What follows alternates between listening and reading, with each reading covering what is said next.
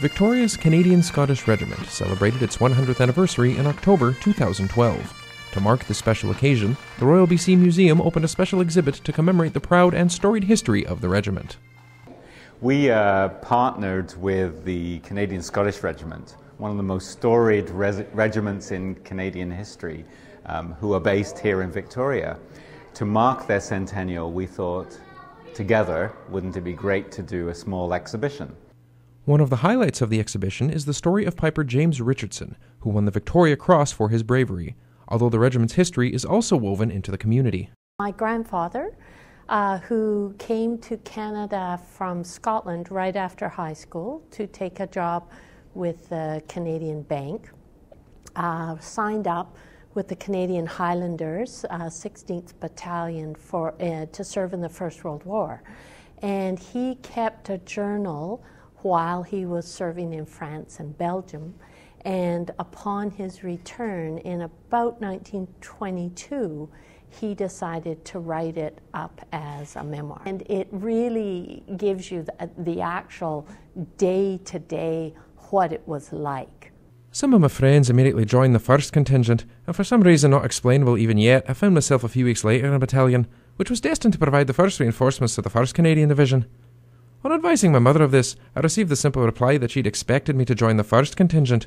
The Scots are a hardy race. For me, the Victoria Crosses are the most powerful symbols and reminders of stories of enormous bravery.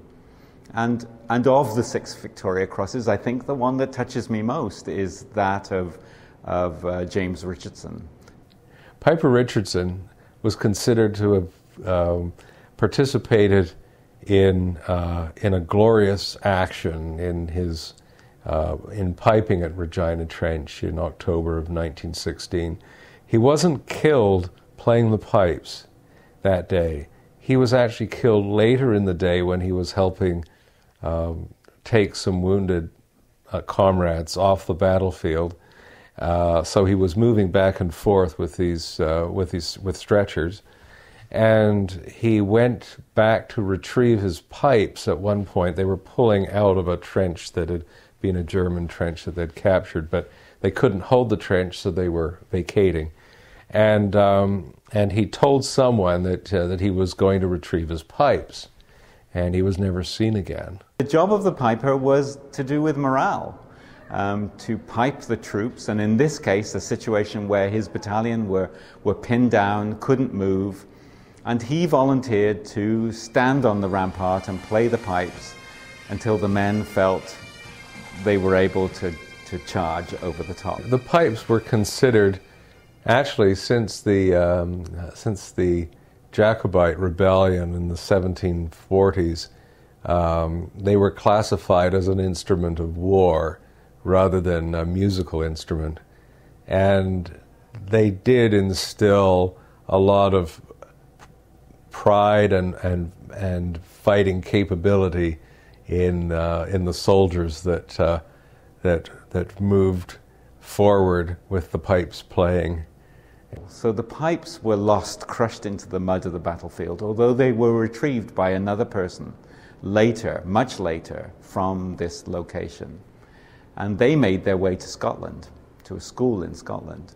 And it was only very, very recently that somebody in the regiment who knew about these pipes in the school in Scotland started to think that they might be Richardson's pipes.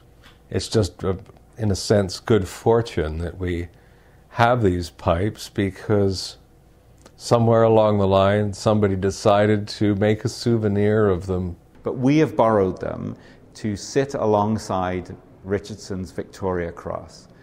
So here we are, have the crushed pipes, still crushed, the pipes that he used in this very extraordinary act, next to the medal that he received posthumously.